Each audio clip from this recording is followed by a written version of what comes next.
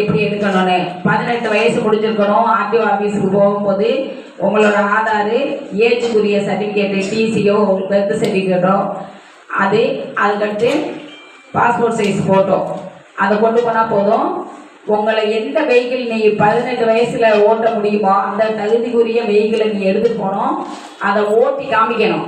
அதனால் உங்களுக்கு 6 மாதம் கற்றுக்கிறதுக்கு எல்போர்டு இருக்குல்ல, லேண்ட் கற்றுக்கிறதுக்குரிய லைசன்ஸ் கொடுப்பாங்க.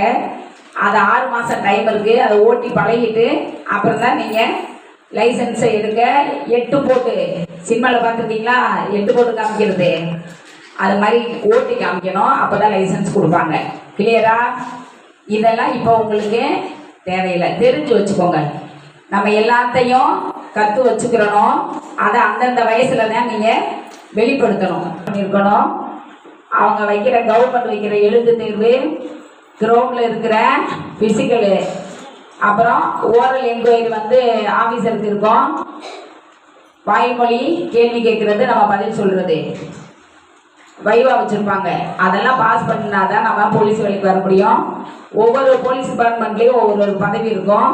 அதை நீங்கள் அந்தந்த வயசு வரும்போது நல்லா தெரிஞ்சுக்குவீங்க.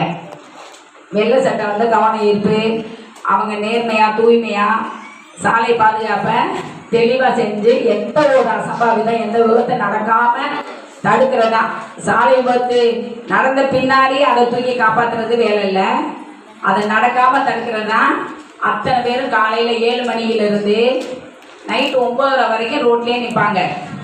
எவ்வளோ கஷ்டம் ரோட்டில் அந்த டூட்டி பார்க்குறது, எவ்வளோ கஷ்டம். இருக்கிற வெஹிக்கிள் அதிகமாக இருக்கா நம்ம நாட்டில், அதிகமான புகை உள்ளே போகும், டஸ்ட்டு உள்ளே போகும், காற்று ஏர் பத்தாது, வெயிலில் நிற்பாங்க.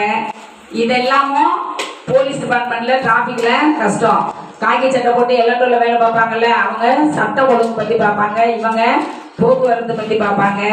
சிலர் லஞ்ச ஒழிப்புத்துறையில் லஞ்சம் ஒழிக்கிறத பற்றி வேலை பார்ப்பாங்க. சிலர் ரகசிய உளவு பிரிவில் இருப்பாங்க. அது மாதிரி ஒவ்வொரு பிரிவும் நிறையா இருக்கும். நீங்கள் வளர்ந்து உங்களோட நாலேஜுக்கு தகுந்த மாதிரி பின்னாடி தெரிஞ்சுக்கிடுவீங்க. ஓகேவா?